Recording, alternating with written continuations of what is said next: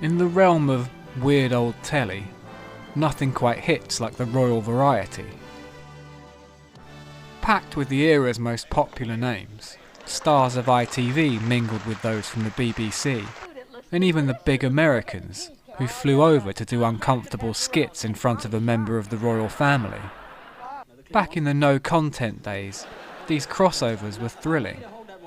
Was it a thing in anyone else's house to watch along with a copy of the TV Times and a pen, crossing off celebrities from the cast list when they appeared? "Show's almost over, Mum, with Rusty Lee still to come." But some decades on, the shows are unfathomably strange and hallucinogenic.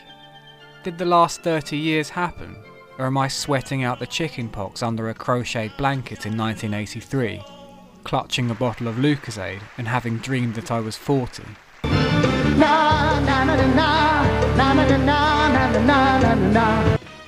The children's versions are weirder still, and I've covered one before in a written piece. But each year is a fresh collection of horrors, a Noah's Ark of pop culture, as viewed while puking yourself through the veil during an ayahuasca vision quest. Let's just pick one at random and dive in, via a gloriously wobbly VHS. Good evening. Welcome to the Children's Royal Variety Performance at Her Majesty's Theatre in London. It's a strangely medieval endeavour. A royal in attendance, everyone literally performing for the court, and placing the great and the good of show business in the role of actual jesters. With the rictus grins and best behaviour, it's got the air of a hostage video, ensuring you, "My captors are treating me well," with anyone who lets slip an errant F-bomb straight off to the tower. It's all in aid of the NSPCC, led by its president, Princess Margaret, who we know as the fun one from The Crown.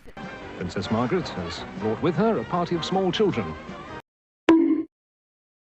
To really demonstrate how little content there was back then, this is how 1980s television filled its airtime. A royal shaking hands with random toffs. She now meets Lady Holland Martin. Come on, bring out Little and Large. Where's Sue Pollard? These things are really long. 3 hours out of my life watching this. If she's anything like on Netflix, Margaret must have been seething here. "Oh yes, do save my bloody sister. Sat at home with her feet up while I'm stuck here watching Les fucking Dennis. One doesn't really know." So the shows are an odd mishmash of skits, adverts for ongoing theatrical productions, and musical numbers, plus the kind of weirdly militaristic stuff current day quote-unquote patriots pretend to love, to put it right up the lefties. Talking of big guns, who's our host tonight? Here's Stu Francis. Ooh, I could jump off a doll's house. The VHS this is ripped from genuinely comes from the YouTube channel of Jimmy Cricket, so it's thanks to Jim we get to see performances by Modern Romance, Mary Wilson and the Wilsations, Kim Wilde, whose drummer should have screwed things on more tightly, and Kajugugu, in a bit that's notable for Jimmy's tape going all trippy and experimental.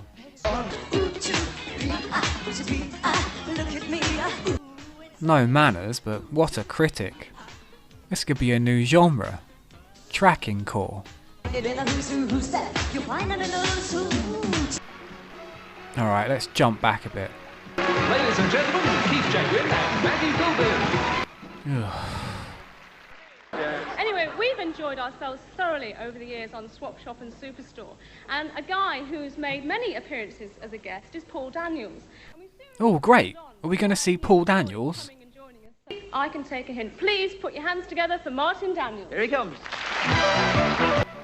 Oh, it's his grown-up cum. And he's doing the magic linking rings, the worst trick there is.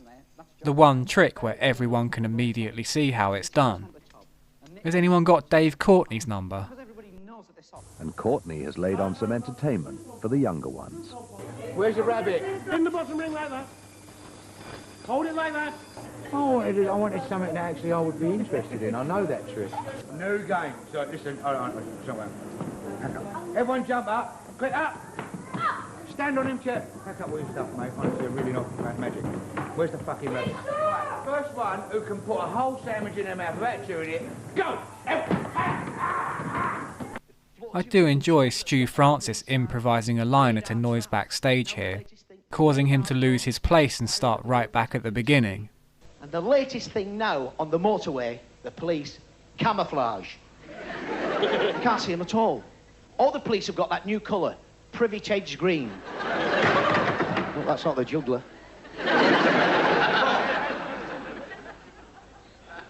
The police, right? On the M1, you can't see them now. They've all got that new colour, privilege green. Who else is here? Great fella. Would you welcome Tommy Boyd? Tommy Boyd. Give me that biro, Mum. And here's Jimmy himself. He said, come here. Come here. Oh, there's more. There's more. Come here. Come here.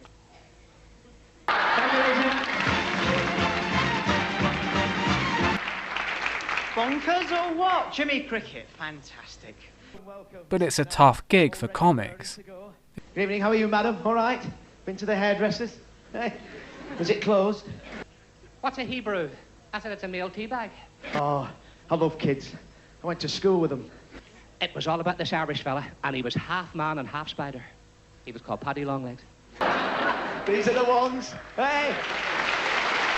Quite. Moving on. As Kids International present their tribute to Walt Disney. These bits are always a nightmare acid trip. Massive heads jigging around, singing, with their unblinking eyes and mouths perfectly still.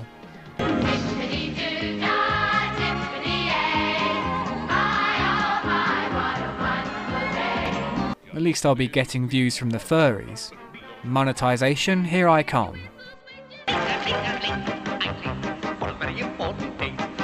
Really makes you appreciate the modern Disney. The corporate monolith hoovering up IPs to monopolise entertainment. When you see the manky old version we had as kids, dusting off mouldy costumes from 50-year-old cartoons you couldn't even buy on video. They can't see anything in those heads. One wrong step from a spill into the orchestra pit. We come back from a break to be yelled at by roughly 1,000 Boy Scouts, shouting, riding along on the crest of a wave at the top of their lungs. And it's all so threatening. What badges have this lot got? Knot tying, bird spotting, the prolonged torture and murder of an innocent group of gap year students they came across when camping in the woods, while laughing and laughing and laughing. Who choreographed this? Donald Trump. Their mouths say, riding along on the crest of a wave, but the eyes say, our last Scoutmaster was roasted alive over a spit. Toasted marshmallows in a knife fight to decide who got to eat his heart. Dib dib dob dob. Quick, the filth are coming. Most likely because whoever's running the show is too afraid to ask them to leave the stage. This goes on for ever and ever. Unrelated, but you know who else was a scout? Ted Bundy. Although it does lead to the only time that this man has looked less physically intimidating than another act. Roger de Courcy. Roger's sidekick, Nookie Bear, was the one that Fred Durst was doing it all for. What I especially admire about Roger is that he can't be arsed doing a different voice. Back to the act. Oh, right, good. What are we doing? Of all the 80s variety lot, he's definitely the one who would most obviously have me in a fight. The big Shakespeare-looking bruiser. Shame they're getting on a bit now, as I'd have loved to put Big Roger in the octagon with Tommy Cannon and see who's left standing. But there's a lesson in judging by appearances, as he finishes with a sweet little song. Who can climb a gum tree in the morning? In contrast to the other musical numbers, they're not miming to a pre-record. So like your child's terrible nativity play, you can pick out individual tuneless screeching.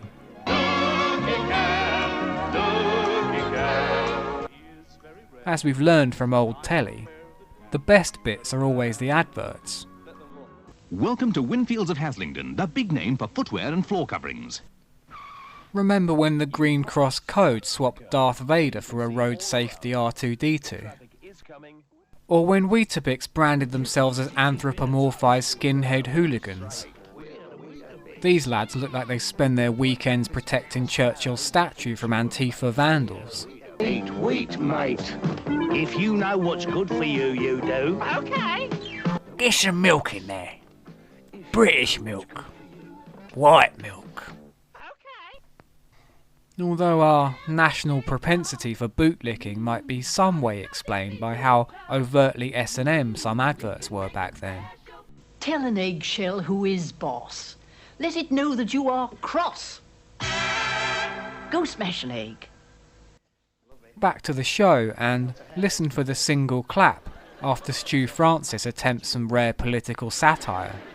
I see Mrs. Thatcher's finally announced her secret weapon that's going to help her win the next general election. It's called Michael Foot. But. I do love a dance troupe clunkily named after the middle-aged man who put them all together. And we've got a cracker here. With a sign of the times, it's the Brian Rogers Dancers! I'll give them this. You don't often see the nipple-exposing booby window on a man's outfit. From sexy nippy nips to DJ and rapper Mike Reed. I'd like to introduce you to a wonderful puppet act. Would you please welcome Pepe and Friends? Regular readers may recognise Pepe and Friends from their horrifying appearance on the Cranky's Christmas special. Before Fortnite and Molly, this was the perfectly normal entertainment British kids enjoyed. Hiya, Georgie. In another lengthy segment, they throw a lot of different puppets at you. Skeleton, mice, a not at all sinister pair of disembodied trousers.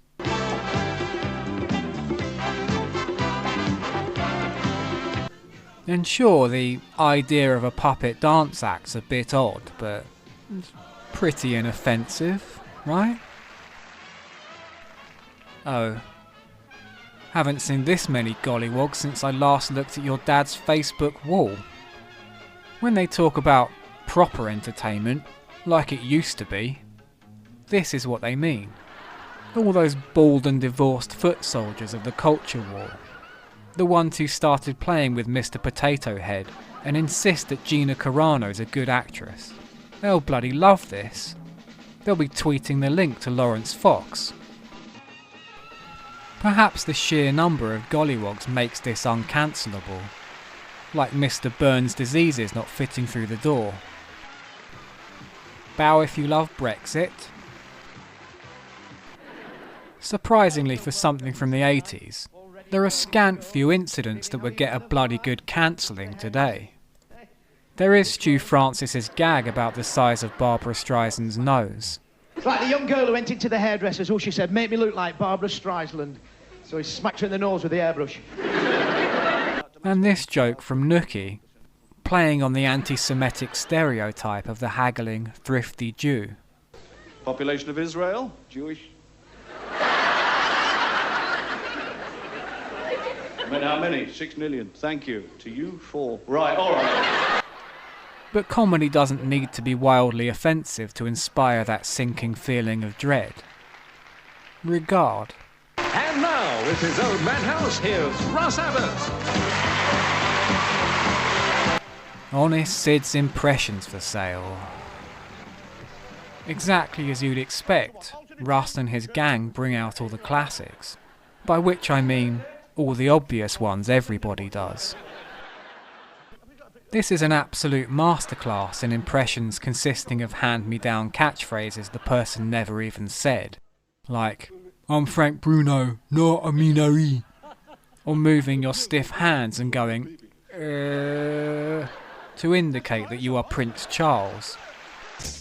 Even I got a laugh in Year 7 French class putting on a beret and going, Betty. I think the only way to get through this is pretend it's that party game where your teammates have to guess the celebrity on your card, who you're not allowed to name. Come on, let's all join in at home. Come on, man, you cannot be serious, for God's sake! Yeah, good game, yeah. Yes, Betty had a baby. Hello, my dear. I just popped up from Scatterbrook for a nice cup of tea and a slice of cake. I wish I could fly right up to the sky, but I can't. Heidi, hi. Heidi, hi. Hi, little liar. Very excited right here. I lost the generation game, you know, through illness. I saw you the light. Hello and welcome to University Challenge. Queens, can you take it? I'm free. Professional comedians there, and not your workmates putting on a skit at the office Christmas party. And because this fucking ghoul is inescapable on TV from back then. Jimmy Savile, who said Jimmy Savile? Somebody called Jimmy Savile. Now then, that is absolutely fabulous and double knockout as it happens. Ooh. Incredibly, Les manages to top himself with the worst impression anyone's ever done, as the famously blonde David Essex. We got on the pop star list, David Essex. You like David Essex? We close, don't let me go. Come on, give the people what they want. You've got Les Dennis, you've got Dustin G. We're going to calm things down. We're going to sell one for the mums and dads. Now, what are the mums and dads into every Monday and Wednesday? Coronation Street. What do you say, Maven? Say the line, Les. I don't really know, Bill.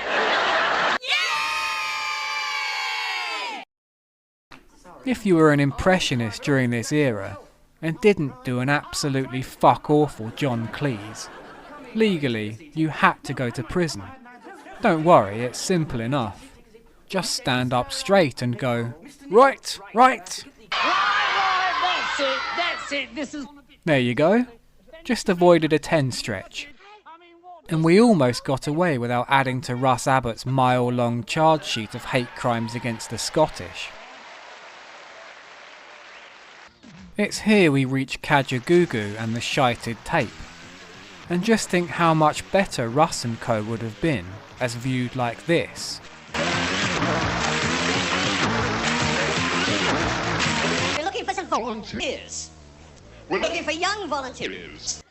Is that Peter Sutcliffe? Ah, Beadle. Along with his TV mates and a load of child volunteers, they recreate the only bit you ever see from Game for a Laugh, where Duncan Goodhue gets his baldy head felt up. Alright, so how do we play this game? We've got 4 real intergalactic stars in these boxes, and all we want you to do is identify them. What could be easier? Huh? You're not going to be able to see them. However, you will be able to... Beadle's done a have children guess the celebrity by touching them routine at a Royal Variety before. Yeah, this isn't weird at all, is it? To do, to put on telly, to make one of the royals watch.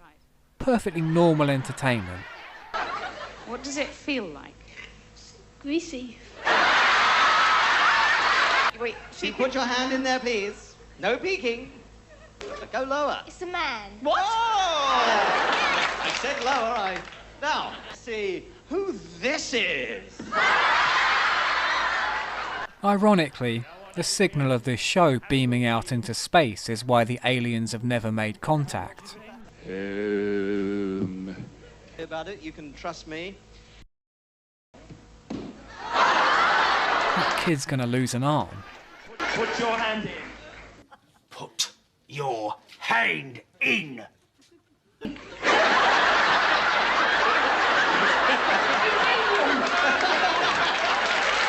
Emu's always the highlight of any show.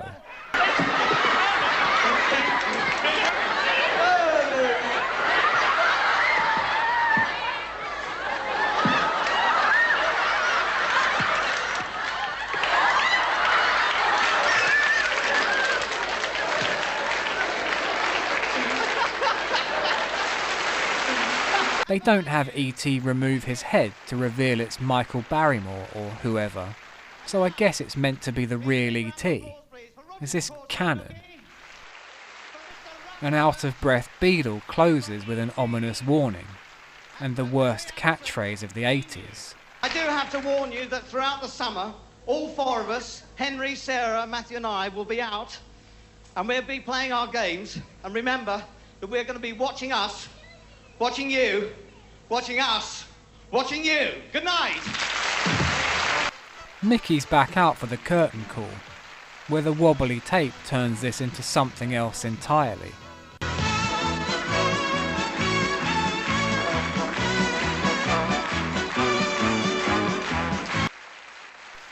Hold on, where's Emu? This feels really wrong, like he's naked. I know it's only an arm, but it's as if Rod's got his cock and bollocks out. They must have known the anticipation of having Emu face to face with a princess would be too much. Perhaps they didn't trust Rod not to just fucking go for it, wrap that beak around a royal tit and wrestle her to the floor, before him and Emu were strapped into matching guillotines. It's hard to listen to this random old posh lady's speech without being distracted by the fact Princess Margaret stood between Les Dennis and Stu Francis. And then, under the gaze of Les, Jeremy Beadle and E.T., she's presented with a commemorative goblet. Witness, with sadness, the least anarchic moment of Rod Hull's career. 3 cheers for Her Royal Highness! Hip hip!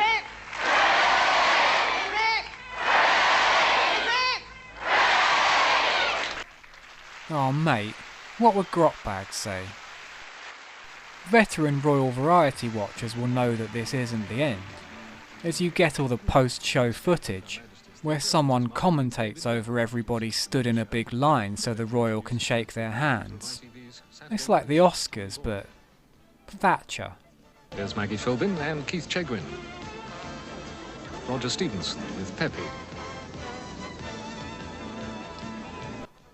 Note that Margaret never acknowledges the puppets nor shakes their hands. At the 1988 show, she committed the unheard of offence of completely blanking Kermit the Frog. Here's Matthew Kelly, getting Sarah Kennedy, and Jeremy Beadle. Stu Francis from Crackerjack. I like to think this is exactly how I'll enter the afterlife. All the celebrities I've written about, waiting to shake my hand and usher me into heaven. Noel and Blobby and, well, not Jim Davidson. He'll be somewhere else. Les Dennis and Geoffrey Holland. Here's Kim Wilde. And beside her, Jimmy Cricket. And Martin Daniels, son of Paul Daniels. And Mike Reed. The murder scouts just get a quick once over and no handshake, but a classic royal wave. 3 hours older than I was at the start. As the night finally comes to a close, there's but one thing we need to keep in mind. Remember that we're going to be watching us, watching you, watching us, watching you, watching us, watching you, watching us, watching you, watching us, watching you, watching us,